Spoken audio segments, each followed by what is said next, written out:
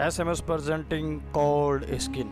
Movie की शुरुआत में हमें एक जहाज़ को दिखाया जाता है जिसने अपनी यात्रा सितंबर 1914 को शुरू की थी और लंबी यात्रा के बाद टापू पर पहुंच जाते हैं जहां उन्हें आना था।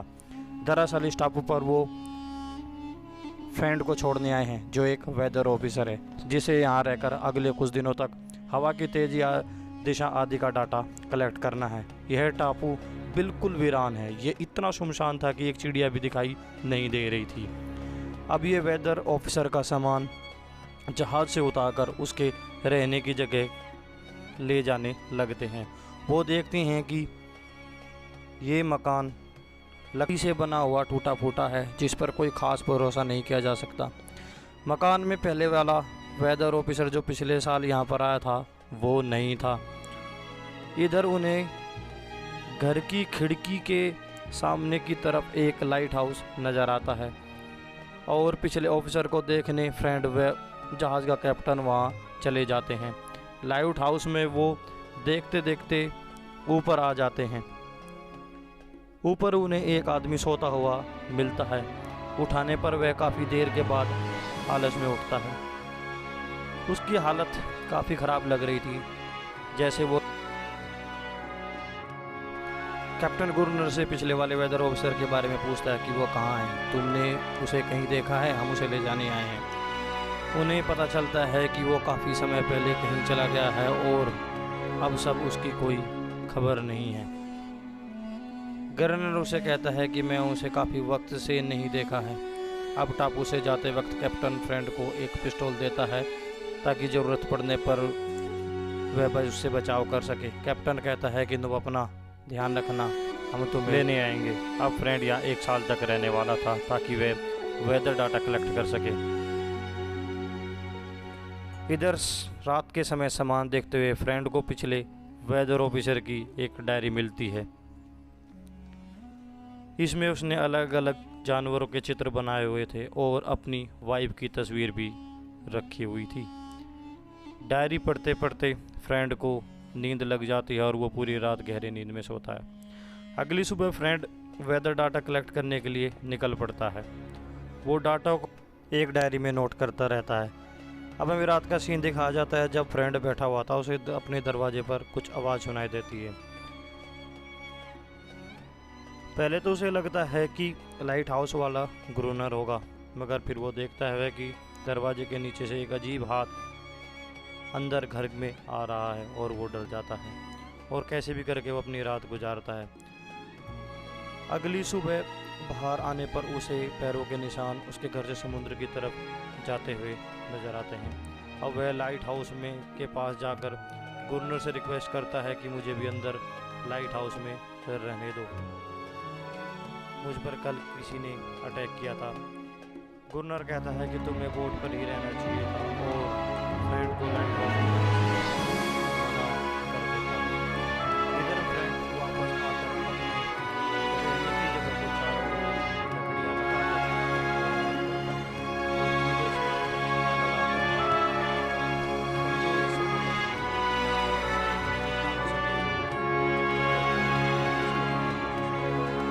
अंदर आने पर उसे एक राइफल भी मिल जाती है। इससे उसका मसला और बढ़ जाता है। अब वो रात को देखता है कि वो क्रिएचर उसकी तरफ बढ़ रहे होते हैं। वो नहीं आता देख फ्रेंड डर जाता है। अगले ही पल क्रिएचर उस पर हमला कर देते हैं।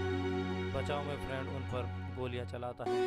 फिर वो घर के चारों ओर बड़ी लकड़ियों में आग लगा देता है, जिसके बाद आग से डरकर वो क्रिएचर भाग जाते हैं। मगर आग ज़्यादा लगने से उसके घर के दरवाजे में भी लग जाती है और उसे घर से बाहर निकलना पड़ता है। वह चट्टानों के पीछे जाकर छुप जाता है और छुपते हुए रहकर बारिश में भीगकर पूरी रात वहीं पर गुजार देता है। अगली सुबह वह वापस आकर देखता है कि उसका घर पूरी तरह जल चुका है। अब वो गुरनर का पीछा करता है ताकि उसे मारकर लाइट हाउस में रह सके। पीछा करते वक्त वह एक जगह पहुंच जाता है जहां गुरनर पानी भर रहा था और वह गुरनर को शूट करने ही वाला था कि उस पर एक क्रिएचर अटैक कर देता है और वो गिर जाता है। तब बचाव में फ्रेंड उस क्रिएचर को गिराकर शूट करने ही वाला होता है कि गुरनर उसे रोकता है कि वो इसे मत मारो, ये पालतू हैं, ये तुम्हें कोई नुकसान नहीं पहुंचाएगी और ये बाकी क्रिएचर से अलग है। उनकी थोड़ी बातें होती हैं और फ्रेंड तभी गुरनर के साथ लाइट हाउस में रहने लगता है। फ्रेंड गुरनर से पूछता है कि तुम इस जगह के बारे में पहले से पता था तो तुम जो जहाज़ मुझे लेकर आया था उसमें वापस क्यों नहीं गए? गुरनर कहता है कि अब मुझे यहाँ सुकून मिलने लगा है और मैं यहीं रहना चाहता हूँ। इधर गुरनर रात के समय फ्रेंड को राइफल लेकर बनाने के लिए कहता है और वे दोनों रात को पहरा देने लगते हैं। कुछ देर के बाद वो क्रिएचर पानी से बाहर निकलकर आने लगते हैं। उन्हें देखकर फ्रेंड डर के गोली नहीं चला पाता और बेहोश हो जाता है और गुरनर को रात भर उनसे अकेले ही लड़ना पड़ता है। इसलिए गुरनर सुबह थोड़ा गुस्से में होता है क्योंकि उसे फ्रेंड से ये उम्मीद नहीं थी कि वो इस तरह डर जाएगा। सुबह गुरनर फ्रेंड से जाकर पानी लाने के लिए कहता है और फ्रेंड पानी लेकर वापस आता है तो वह देखता है कि गुरनर उस क्रिएचर के साथ है। उसे यह देखकर बहुत अजीब लगता है। खैर शाम को वे खाना खा रहे होते हैं। गुरनर कह रहा होता है कि तुम्हारे पास आज एक और मौका है। वो ऐसा इसलिए कह रहा होता है क्योंकि कल रात फ्रेंड लड़ाई से पहले ही बेहोश हो गया था। अब रात होने पर वे दोनों पहरा दे रहे होते हैं और कुछ ही देर के बाद क्रिएचर आने लगते हैं। उनके आने पर गुरनर जानबूझकर दरवाज़ा अंदर से बंद कर देता है और फ्रेंड को अकेला लड़ने के लिए छोड़ देता है। फ्रेंड दरवाज़ा खोलने के लिए चिल्लाता है पर गुरनर अंदर जाकर सो जाता है। अब अगली सुबह दरवाज़ा खोलकर देखने पर फ्रेंड थका हुआ बैठा मिलता है। अब फ्रेंड नरेट करता है और कहता है मैं और गुरनर एक साथ रहते हुए भी काफ़ी अलग हैं। मुझे नहीं पता कि इस टापू पर आकर मैंने सही किया या गलत, बस मैं यहाँ पर अपने दिन गिन रहा हूँ। मुझे इंतज़ार है कि कब 1 साल पूरा होगा और मैं वापस जा सकूँगा। यहाँ समय बहुत धीमा लगता है, मानो रुक सा गया हो और ये खालीपन मुझसे सहन नहीं होता है और अगले कुछ हफ्तों तक उनके ऊपर हमला नहीं होता। अब रात को पहरा देते हुए फ्रेंड कहता है कि शायद वो हमसे डर गए हों और इसलिए हमला करने नहीं आ रहे हैं। गुरनर कहता है ये तुम्हारी भूल है, मैं उन्हें अच्छे से जानता हूँ। वो अपनी तादाद बढ़ा रहे हैं और अगले हमले की तैयारी कर रहे हैं। इधर फ्रेंड धीरे धीरे समय के साथ उस फीमेल क्रिएचर को समझने लगता है और उस क्रिएचर से उसका डर भी खत्म हो जाता है।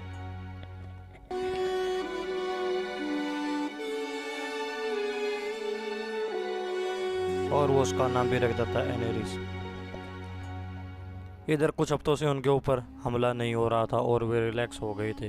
गुरनर फ्रेंड को चेस खेलने के लिए बुलाता है और वे मज़े से चेस खेलने लगते हैं। चेस खेलते वक्त फ्रेंड गुरनर को बताता है कि इन क्रिएचर्स के खून में एंटी फ्रिज प्रोटीन है जिसकी वजह से ये ठंडे पानी में भी आसानी से रह पाते हैं और इनकी आंखों पर ट्रांसपेरेंट रिमेम्ब्रेंस है जिसकी वजह से ये पानी में भी साफ देख पाते हैं।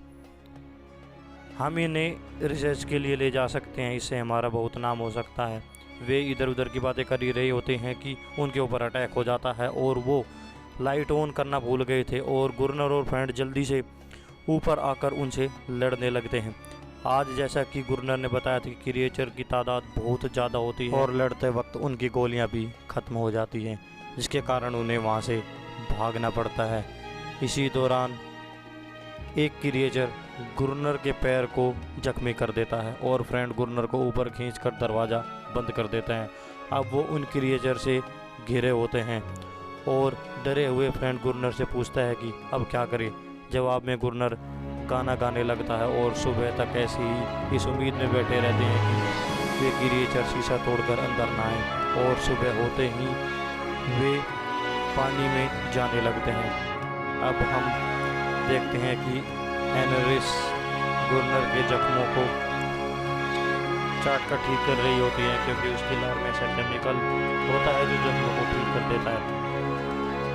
इधर फ्रेंड टहलते हुए कुछ दूर देखता है कि समुद्र में एक जहाज उनकी तरफ आ रहा होता है। वो बहुत खुश हो जाता है और जल्दी से फ्लेयर लाने चला जाता है। गुरनर उसे रोकता है। गुरनर नहीं चाहता कि कोई उस टापू पर आए। उसे इस जगह से प्यार होता है और वो खुद को इस जगह का राजा मानता है। अब फ्रेंड जहाज को दूर जाता देख थोड़ा उदास हो जाता है और फिर यूं ही टापू पर घूमते हुए उसे एनरिस दिखाई देती है जो डरी हुई बैठी होती है। फ्रेंड उसके पास जाकर उससे बात करता है और एक छोटी सी लकड़ी से बनी दिखाता है कि ऐसी ही लकड़ी से बनी एक जहाज से मैं यहाँ पर आया था। और इस पर एनरिस उसे टापू के दूसरे छोर पर ले जाती है जहाँ पर पलटी हुई एक नाव उन्हें दिखाई देती है। फ्रेंड उसे देखकर बहुत खुश हो जाता है और वो ये बात जाकर गुरनर को बताता है। जवाब में गुरनर कहता है कि मुझे पहले से ही पता था। इस पर फ्रेंड पूछता है कि अगर तुम्हें ये बात पहले से पता थी तो तुम मुझे क्यों नहीं बताई। इस पर गुरनर कहता है कि अगर हम वो बोट लेकर जाते हैं तो हम उसे ज़्यादा दूर नहीं जा सकते थे। हम या तो भूख से मर या ठंड से मारे जाते। वो हमारे किसी काम की नहीं है। इसके बाद वो बताता है कि ये बोट औरतें कुछ लुटेरों की है। वो यहाँ से डायनामाइट स्मगलिंग करते थे। तो फ्रेंड कहता है कि क्यों ना हम डायनामाइट को खोजें, उससे हम एक साथ बहुत सारे क्रिएचर्स को मार सकते हैं। गुरनर मना कर देता है क्योंकि समुद्र में जाने में बहुत खतरा है, कभी भी हमला हो सकता है। मगर फिर गुरनर फ्रेंड को एनरिक के साथ नहाते हुए देख लेता है और वो उससे चिढ़ जाता है। उसे लगता है कोई उसकी जगह ले रहा है और वो फ्रेंड को कहता है कि मेरा मन बदल गया है, हम डायनामाइट खोजने चलेंगे। लेकिन पानी के अंदर उसे ढूंढते हुए तुम भी पानी के अंदर जाओगे। अब अगली सुबह वे उस जगह जाते हैं जहाँ पोर्ते को शिप डूबा हुआ था। फ्रेंड गुरनर से कहता है कि अगर मैं 3 बार रस्सी हिलाऊं तो समझ लेना मुझे मदद की ज़रूरत है और तुम मुझे ऊपर खींच लेना। अब अंदर जाकर फ्रेंड बॉक्स ऊपर भेजने लगता है, लेकिन किसी चीज़ से टकराकर वो नीचे गिर जाता है और खुद से नहीं उठ पाता है। फ्रेंड रस्सी को हिलाता है लेकिन गुरनर सब कुछ देखकर भी रस्सी को ऊपर नहीं खींचता और उसे नज़रअंदाज कर देता है। फिर फ्रेंड खुद ही ऊपर आ जाता है और अब लाइट हाउस जाकर वे चेक करते हैं और एक बॉक्स में उन्हें डायनामाइट मिल जाते हैं। वो बहुत खुश हो जाते हैं और जल्दी से बाहर आकर लाइट हाउस के चारों तरफ डायनामाइट लगा देते हैं। लेकिन अब 3 हफ्तों से उनके ऊपर कोई हमला नहीं होता है। तभी एनरिक्स उनके लिए खाना लेकर आती है। गुरनर अचानक एनरिक को पीटने लगता है। ज़रूर इसने उन्हें बता दिया होगा कि हमने डायनामाइट लगा रखे हैं, आखिर ये है तो उनमें से एक। इसके बाद गुरनर कहता है कि फ्रेंड तुम दरवाज़ा खुला छोड़ देना, हम उन्हें लालच देंगे, हम उन्हें मजबूर करेंगे ताकि वो हम पर हमला करें। अब गुरनर एनरिक को लेकर ऊपर ले जाता है और उन्हें आवाज़ लगाने के लिए कहता है। एनरिक रोने लगती है और आवाज़ लगाती है। वो आवाज़ सुनकर थोड़ी देर में वो सभी क्रिएचर्स बड़ी तादाद में वहाँ पर आकर उन पर हमला कर देते हैं। दरवाज़ा खुला होने के कारण वो सीधा अंदर आ जाते हैं। फ्रेंड उनसे लड़ता हुआ लाइट हाउस में ऊपर आ जाता है। इधर गुरनर पैडल दबाने का सही समय का इंतज़ार कर रहा होता है, लेकिन जब वो पैडल दबाता है तो डायनामाइट ब्लास्ट नहीं होते क्योंकि वायर कनेक्ट नहीं थे। गुरनर क्रिएचर को पास आता देख लड़ने लगता है और दूसरी तरफ किसी तरह ये वायर को कनेक्ट कर देते हैं और पैडल दबा देते हैं और बड़ा धमाका होता है और चारों तरफ इन्हें कुछ दिखाई नहीं देता और सुबह तक वे बेहोश पड़े होते हैं। अब होश में आने पर फ्रेंड आकर गुरनर को भी उठाता है। अब वे बाहर आकर डायनामाइट के धमाके से बचे हुए क्रिएचर्स को मारते हैं। उन्हें पता होता है कि कल रात को हमले के बाद से एनरिस उन्हें छोड़कर चली गई। अब फ्रेंड वही नाव समुद्र के किनारे रखकर आता है जो उसने एनरिक को दिखाई थी, इस उम्मीद में कि वो उसे देखकर वापस आ जाएगी। अब लाइट हाउस में वापस आकर फ्रेंड गुरनर को सोता हुआ देखता है और गुरनर के पास आके बैठ जाता है और उसके पड़े हुए सामान से वह एक डायरी देखता है जिसमें उसे पिछले वेदर ऑफिसर की वाइफ की तस्वीर दिखाई देती है और वह समझ जाता है कि गुरनर वो पिछला वेदर ऑफिसर है कि उसने अपनी लेकिन वो सोचता है कि उसने अपनी पहचान क्यों छुपाई। जब अगले दिन फ्रेंड दोबारा नाव के पास जाता है तो उसे वहाँ एनिस मिलती है जो बाकी क्रिएचर्स को लेकर अपने साथ लेकर आई थी। फ्रेंड देखता है कि वे क्रिएचर उस पर हमला नहीं कर रहे हैं और उसे एहसास होता है कि ये लोग सिर्फ शांति चाहते हैं, ये तो सिर्फ अपने बचाव में हमला करते हैं। इसी बीच गुरनर उन पर हमला कर देता है। फ्रेंड उसे रोकने को कहता है मगर शायद वहाँ तक उसकी आवाज़ नहीं पहुँच रही होती है। अब लाइट हाउस आकर गुरनर से लड़ाई करता है। फ्रेंड कहता है कि जब वे शांति चाहते हैं तो तुम उन्हें क्यों चाहते हो, इस सब का कारण तुम हो, उनके प्रति तुम्हारा रवैया है। गुरनर ये सब सुनकर पागलों की तरह बिहेव करने लगता है और बाहर जाकर उन क्रिएटर के बीच चला जाता है। वे क्रिएटर उसे मार देते हैं। अब हम कुछ महीनों बाद का समय देखते हैं।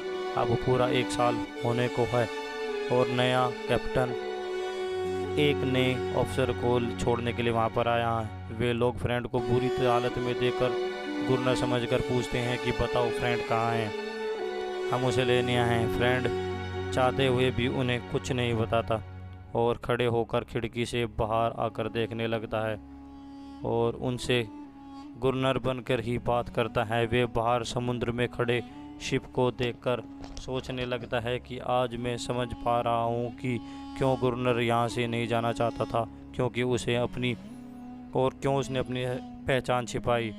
असल में यहाँ असीम शांति थी जो बाहर की दुनिया में महसूस नहीं की जा सकती थी। तो दोस्तों, इसी के साथ यह मूवी यहाँ ख़त्म हो जाती है। अगर आपको मूवी का एक्सप्लेनेशन पसंद आया हो तो मेरे चैनल को लाइक एंड सब्सक्राइब के साथ बेल आइकन को ज़रूर दबाएं। जय